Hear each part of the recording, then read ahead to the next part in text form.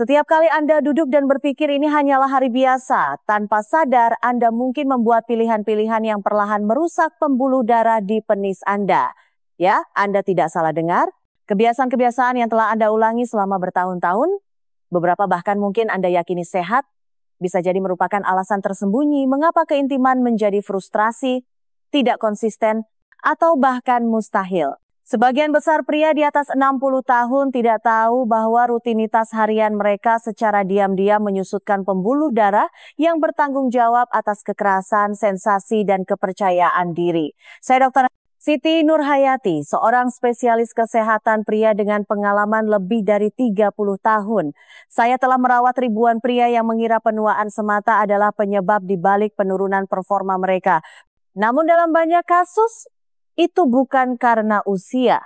Itu adalah pola kesalahan-kesalahan kecil yang menumpuk seiring waktu, perlahan-lahan mengikis kekuatan vaskular dan vitalitas seksual mereka. Inilah paradoksnya.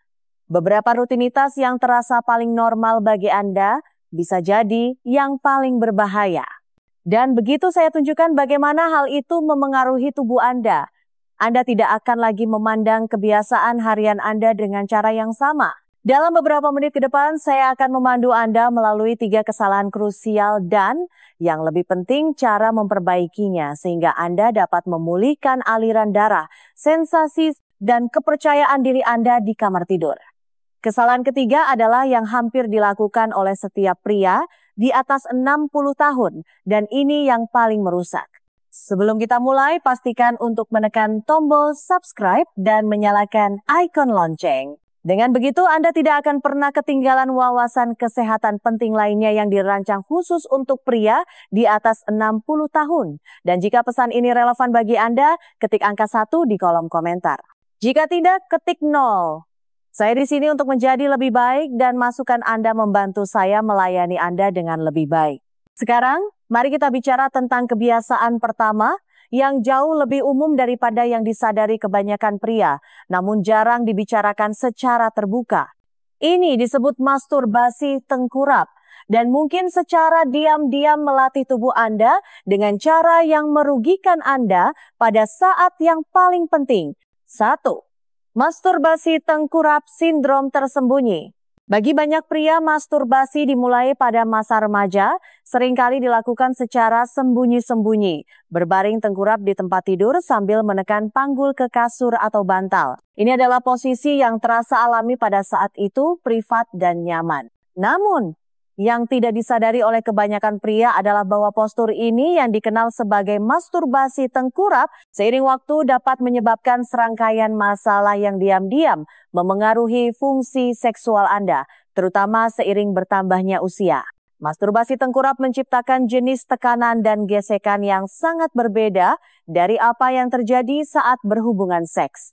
Stimulasinya sangat terkonsentrasi, seringkali melibatkan tekanan ke bawah yang kuat pada permukaan yang keras. Ini mengondisikan tubuh Anda untuk membutuhkan jenis sensasi tertentu yang hampir mustahil ditiru dengan pasangan. Akibatnya, seiring waktu, tubuh Anda belajar mengasosiasikan kenikmatan dan klimaks hanya dengan metode stimulasi yang intens dan tidak alami ini. Anda mungkin mulai menyadari berkurangnya sensitivitas, waktu yang lebih lama untuk mencapai orgasme, atau bahkan kesulitan mencapai orgasme sama sekali saat berhubungan seks. Apa yang tadinya tampak seperti kebiasaan yang tidak berbahaya, mungkin telah diam-diam melatih tubuh Anda untuk merespons isyarat buatan yang pada akhirnya menyebabkan frustrasi, rasa malu, dan keterputusan selama keintiman yang sesungguhnya. Secara klinis, ini adalah sesuatu yang kami sebut sebagai sindrom masturbasi traumatis. Meskipun tidak umum dibicarakan, saya sering melihatnya pada pasien, yaitu pria yang bertanya-tanya mengapa segalanya tidak terasa sama lagi atau mengapa mereka tidak bisa merespons seperti dulu, bahkan ketika semua aspek kesehatan lainnya tampak normal. Seringkali ini bukan karena kurangnya hasrat atau testosteron. Ini adalah hasil dari pengondisian jangka panjang yang disebabkan oleh stimulasi tengkurap berulang. Dan semakin tua kita, semakin kurang adaptif sistem saraf kita. Apa yang bisa Anda lakukan tanpa masalah di usia 20 atau 30-an mungkin sekarang memiliki konsekuensi jangka panjang di usia 60-an dan seterusnya. Kabar baiknya, pengondisian semacam ini dapat diubah, tetapi dimulai dengan kesadaran dan kemauan untuk berubah. Dengan menyesuaikan kebiasaan Anda, terutama cara Anda melakukan stimulasi diri, Anda dapat melatih kembali tubuh Anda untuk merespons dengan cara yang lebih sehat dan alami. Namun, meski masturbasi tengkurap bisa sangat bermasalah, ada kebiasaan lain yang mungkin menyebabkan kerusakan lebih parah. Dan itu adalah sesuatu yang saya lihat pada hampir setiap pria yang datang ke klinik saya dengan keluhan tentang sensasi atau performa. Mari kita bicarakan tentang apa yang umum dikenal sebagai cengkeraman maut. Jika Anda masih bersama saya dan merasa pesan ini bermanfaat, ketik angka 1 di kolom komentar. Saya ingin tahu Anda masih di sini. Sekarang mari kita lanjutkan dan selami wawasan kunci berikutnya. 2. Cengkeraman maut terlalu kencang, terlalu cepat, terlalu banyak. Anda mungkin bahkan tidak menyadari melakukannya. Seiring waktu, banyak pria mulai menggunakan lebih banyak tekanan, lebih banyak kecepatan, dan lebih banyak intensitas saat masturbasi. Apa yang dimulai sebagai tindakan kesenangan diri yang normal, perlahan berubah menjadi kebiasaan mencengkeram lebih erat dan bergerak lebih cepat, hanya untuk merasakan sesuatu. Inilah yang sering disebut sebagai cengkeraman maut. Dan meskipun namanya mungkin terdengar berlebihan, kerusakan yang ditimbulkannya sangat nyata. Cengkeraman maut melatih sistem saraf dan pembuluh darah Anda untuk hanya merespons stimulasi berintensitas tinggi dan bergesekan tinggi. Ini adalah bentuk pengondisian intens di mana sensasi dari tangan Anda menjadi begitu spesifik dan kuat, sehingga kontak seksual normal seperti hubungan intim, seks oral, atau bahkan sentuhan lembut mulai terasa hambar, tidak efektif atau sama sekali tidak responsif. Pria sering berkata kepada saya bisa selesai dengan mudah dengan tangan saya, tetapi dengan pasangan saya, itu tidak terjadi. Itu bukan masalah psikologis atau kurangnya ketertarikan. Itu adalah desensitisasi fisik. Pola stimulasi berlebihan ini mengurangi kepekaan saraf di penis, membuatnya semakin sulit untuk mencapai klimaks tanpa cengkeraman ekstrem yang sama. Tubuh Anda menjadi bergantung padanya, dan apa yang dulu terasa menyenangkan sekarang membutuhkan lebih banyak intensitas untuk mencapai efek yang sama. Dan inilah bahayanya, semakin Anda mengandalkannya, semakin Anda terputus dari keintiman relasional yang alami. Bukan hanya respons fisik Anda yang menderita, kepercayaan diri Anda juga ikut terganggu. Anda mungkin mulai menghindari seks sama sekali karena takut tidak bisa berkinerja atau mengecewakan pasangan Anda. Tapi ada harapan, seperti perilaku yang dipelajari lainnya, ini bisa dihilangkan. Memperlambat, melonggarkan cengkeraman Anda menggunakan pelumas dan melatih kembali pikiran Anda untuk merespons stimulasi yang lebih alami dapat mulai memulihkan sensasi dan performa. Dan meskipun butuh kesabaran, banyak pria melaporkan peningkatan dramatis dalam kemampuan mereka untuk menikmati keintiman dengan pasangan setelah hanya beberapa minggu membuat perubahan ini. Namun ada kebiasaan yang bahkan lebih berbahaya daripada cengkeraman maut. Kebiasaan yang tidak hanya memengaruhi sensasi atau klimaks, tetapi sebenarnya bisa menyebabkan kerusakan fisik permanen. Ini adalah sesuatu yang saya peringatkan secara mendesak kepada pasien saya karena konsekuensinya bukan hanya membuat frustrasi, tetapi bisa mengubah hidup. Mari kita bicara tentang risiko nyata di balik masturbasi yang agresif atau kasar. 3. Masturbasi agresif atau kasar, risiko cedera tersembunyi. Ada batasan antara kesenangan diri yang sehat dan perilaku yang membahayakan kesehatan jangka panjang Anda. Banyak pria tidak menyadari kapan mereka telah melampaui batas itu. Seiring waktu, terutama saat kepekaan menurun seiring bertambahnya usia atau dengan kebiasaan seperti cengkeraman maut, beberapa pria mulai bermasturbasi lebih agresif, menggunakan gerakan yang lebih cepat, tekanan yang lebih kuat, atau bahkan memanipulasi penis saat tidak sepenuhnya ereksi. Awalnya mungkin tampak tidak berbahaya, bahkan mungkin diperlukan untuk mencapai klimaks. Tapi apa yang sebenarnya terjadi di bawah permukaan dapat menyebabkan kerusakan permanen. Ketika Anda menerapkan kekuatan berlebihan atau bermasturbasi saat penis ereksi sebagian, Anda meningkatkan risiko menyebabkan robekan mikro pada jaringan penis. Cedera kecil ini seringkali tidak disadari pada saat itu, tetapi seiring waktu dapat menumpuk menyebabkan jaringan parut yang mengganggu struktur dan fungsi alami penis. Salah satu hasil paling serius dari trauma berulang adalah kondisi yang disebut penyakit Peyronie, yaitu penumpukan plak yang mengeras yang menyebabkan penis membengkok atau melengkung secara menyakitkan saat ereksi. Kondisi ini dapat membuat hubungan intim menjadi sulit atau bahkan tidak mungkin, dan dalam beberapa kasus mungkin memerlukan pembedahan untuk memperbaikinya. Lalu ada risiko yang jauh lebih langsung dan traumatis, fraktur penis. Ini bukan patah tulang, melainkan robekan pada tunika albuginea, lapisan fibrosa di sekitar bilik ereksi. Biasanya terjadi ketika penis yang ereksi ditekuk secara tiba-tiba atau paksa, seringkali selama masturbasi atau seks yang agresif. Pria yang pernah mengalaminya menggambarkan mendengar suara pop, diikuti oleh rasa sakit yang hebat, bengkak, dan hilangnya ereksi secara langsung. Ini adalah keadaan darurat medis yang memerlukan pembedahan. Dan percayalah, ini bukan sesuatu yang ingin Anda alami. Cedera ini dapat dihindari, tetapi hanya jika Anda sadar betapa rapuhnya penis yang ereksi, terutama seiring bertambahnya usia. Teknik yang lebih lambat dan penuh kesadaran, gairah yang tepat sebelum stimulasi, dan mendengarkan tubuh Anda sangat penting untuk melindungi kesehatan seksual Anda. Namun, kebiasaan mekanis bukanlah satu-satunya masalah. Terkadang masalah yang paling merusak datang dari dalam. Hormon, obat-obatan, dan bahkan pilihan gaya hidup yang tidak pernah Anda duga. Mari kita lihat lebih dekat penyebab medis tersembunyi yang mungkin menumpulkan kepekaan dan performa seksual Anda tanpa Anda sadari. Jika Anda masih menonton dan wawasan ini relevan bagi Anda, silakan ketik angka 1 di kolom komentar. Saya ingin tahu Anda ada di sini dan terlibat. Sekarang mari kita lanjutkan dengan poin nomor 4. 4. Penyebab medis yang juga dapat memengaruhi sensasi dan performa. Meskipun teknik memainkan peran utama dalam kesehatan seksual, banyak pria mengabaikan lapisan masalah yang lebih dalam. Apa yang terjadi di dalam tubuh? Seiring bertambahnya usia, terutama setelah 60 tahun, beberapa kondisi medis dan faktor gaya hidup mulai secara diam-diam mengganggu aliran darah, kepekaan saraf, dan keseimbangan hormon. Anda mungkin memperhatikan perubahan dalam cara tubuh Anda merespons, seberapa sering Anda merasa terangsang, atau seberapa mudah Anda dapat mempertahankan ereksi. Pergeseran ini tidak selalu hanya karena bertambah tua. Seringkali itu adalah tanda-tanda dari sesuatu yang bisa dan harus ditangani. Testosteron rendah adalah salah satu penyebab mendasar yang paling umum. Testosteron memengaruhi lebih dari sekadar gairah seks. Ini memengaruhi kepekaan saraf, tonus otot, energi, dan ketajaman mental secara keseluruhan. Ketika kadarnya turun, seperti yang sering terjadi seiring bertambahnya usia, banyak pria mengalami ereksi yang lebih lemah, waktu pemulihan yang lebih lama, dan rasa keterputusan dari respons seksual mereka yang biasa.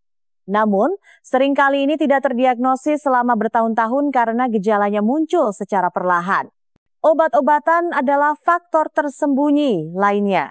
Obat yang diresepkan untuk tekanan darah, depresi, kecemasan, dan bahkan kondisi jantung dapat secara signifikan mengurangi aliran darah ke penis atau menumpulkan kemampuan sistem saraf pusat Anda untuk merespons rangsangan. Antidepresan khususnya dikenal menyebabkan orgasme tertunda, libido berkurang, dan kesulitan mencapai klimaks. Banyak pria tidak menyadari pertukaran yang mereka buat saat memulai atau melanjutkan pengobatan ini tanpa membahas efek samping seksual dengan dokter mereka. Kondisi kronis seperti diabetes dan tekanan darah tinggi juga memengaruhi fungsi seksual. Seiring waktu, kondisi ini merusak pembuluh darah kecil dan saraf di penis, membuatnya lebih sulit untuk mencapai dan mempertahankan ereksi. Tambahkan gaya hidup sedentari yang sangat umum di masa pensiun, dan Anda memiliki kombinasi sempurna untuk mengurangi sirkulasi darah dan performa.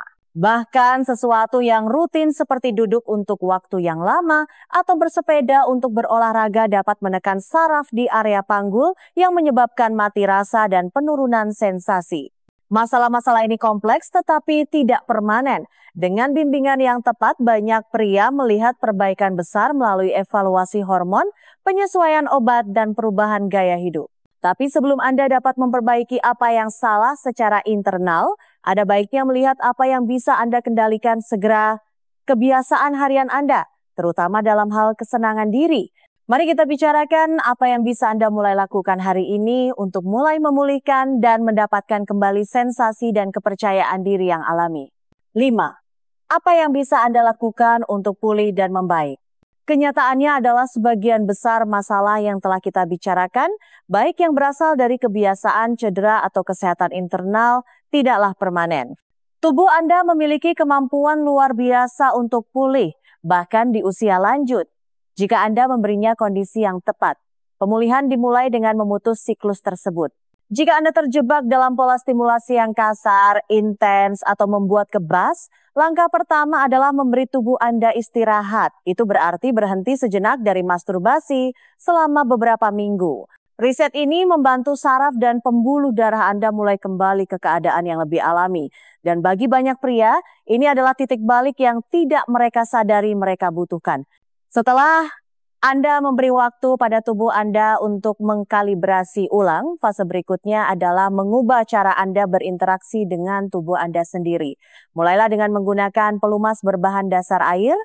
Ini mengurangi gesekan, melindungi kulit sensitif, dan memungkinkan pengalaman yang lebih lembut dan realistis. Kurangi tekanannya. Hindari berbaring tengkurap atau menggunakan permukaan yang keras. Cobalah beralih dari stimulasi eksternal seperti pornografi dan sebaliknya jelajahi imajinasi Anda, napas Anda, ritme alami tubuh Anda. Ini bukan tentang pembatasan. Ini tentang memprogram ulang pikiran dan tubuh Anda untuk kenikmatan yang tidak bergantung pada intensitas untuk terasa nyata. Mungkin juga sudah waktunya untuk berhenti bergantung pada mainan atau perangkat bertenaga tinggi yang menstimulasi saraf secara berlebihan. Meskipun alat-alat ini dapat menawarkan kesenangan jangka pendek, mereka seringkali membuat tubuh Anda lebih sulit merespons sensasi yang lebih halus dan bermakna, terutama saat keintiman.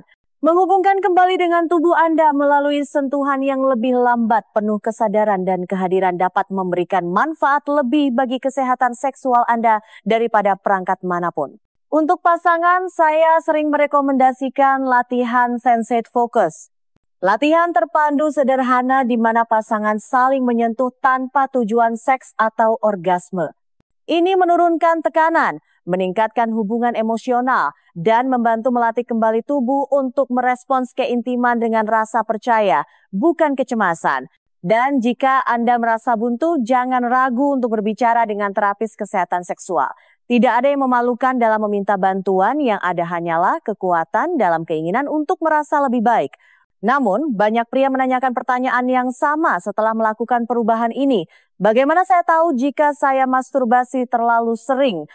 Ini pertanyaan yang wajar dan jawabannya mungkin akan mengejutkan Anda karena ini bukan hanya tentang seberapa sering, tetapi tentang sesuatu yang jauh lebih penting.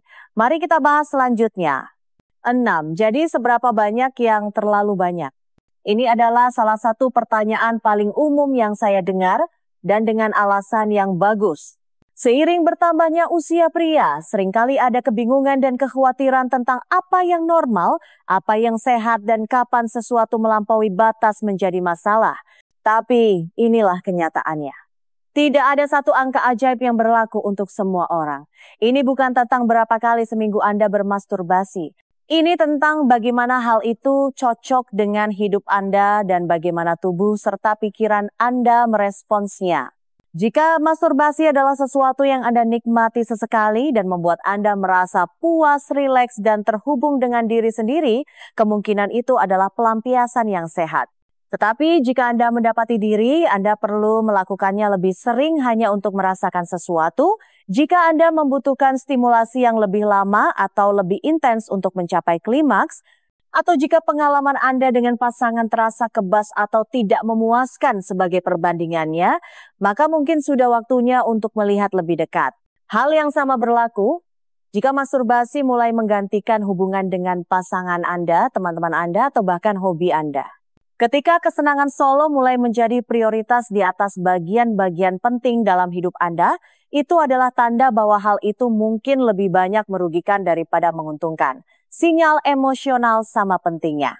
Jika Anda merasa cemas, terputus, atau bahkan bersalah setelah bermasturbasi, terutama jika Anda tidak benar-benar menginginkannya tetapi merasa terdorong untuk melakukannya, itu bisa menunjuk ke masalah yang lebih dalam dengan kebiasaan atau ketergantungan. Itu tidak berarti Anda melakukan sesuatu yang salah. Itu hanya berarti tubuh Anda meminta keseimbangan dan pikiran Anda siap untuk pendekatan yang lebih sehat dan lebih disengaja. Pada saat yang sama, penting untuk tidak jatuh ke dalam rasa malu. Ini bukan tentang menghakimi diri sendiri. Ini tentang mendengarkan. Kebiasaan Anda adalah cerminan dari kebutuhan Anda. Dan ketika kebutuhan itu tidak terpenuhi, tubuh Anda menemukan cara untuk mengatasinya. Tujuannya di sini bukanlah untuk menghentikan kenikmatan. Tujuannya adalah untuk membangunnya kembali dengan cara yang melayani Anda, memperkuat Anda, dan meningkatkan hidup Anda, bukan mengendalikannya. Jadi jika Anda bertanya-tanya, apakah rutinitas Anda terlalu banyak? Pertanyaan sebenarnya adalah, apakah Anda masih memegang kendali atau kebiasaan itu yang mulai mengendalikan Anda? Dan sekarang setelah Anda mempelajari apa yang harus diwaspadai dan bagaimana membalikan keadaan, mari kita rangkum semuanya dengan satu pesan sederhana yang pantas didengar oleh setiap pria di atas 60 tahun, terutama dalam hal kesehatan seksual yang langgeng. Pikiran akhir. Masturbasi bukanlah musuhnya. Tekniknya lah yang menjadi masalah. Seperti yang baru saja Anda dengar, masturbasi itu sendiri bukanlah masalahnya. Faktanya, jika dilakukan dengan penuh kesadaran dan seimbang, itu bisa menjadi bagian yang sehat dan bahkan menyembuhkan dari hidup Anda, terutama seiring bertambahnya usia. Tetapi cara Anda melakukannya, teknik, frekuensi, tekanan, pola pikir dapat mendukung kesehatan seksual Anda atau secara diam-diam merusaknya seiring waktu. Kita telah membahas bagaimana masturbasi tengkurap dapat melatih tubuh Anda untuk merespons stimulasi yang tidak alami, bagaimana apa yang disebut cengkeraman maut dapat membuat saraf Anda mati rasa dan mencuri sensasi, dan bagaimana kebiasaan agresif dapat menyebabkan kerusakan fisik yang nyata. Kita melihat bagaimana masalah medis seperti testosteron rendah atau obat-obatan tertentu dapat memperburuk keadaan tanpa Anda sadari. Dan kita telah mengeksplorasi apa yang sebenarnya bisa Anda lakukan sekarang untuk membalikan kerusakan, mendapatkan kembali kendali, dan mulai merasa seperti diri Anda lagi. Percakapan ini bukan tentang rasa malu atau menyalahkan. Ini tentang kesadaran, karena kenyataannya Anda tidak rusak. Anda tidak terlalu tua, dan ini belum terlambat.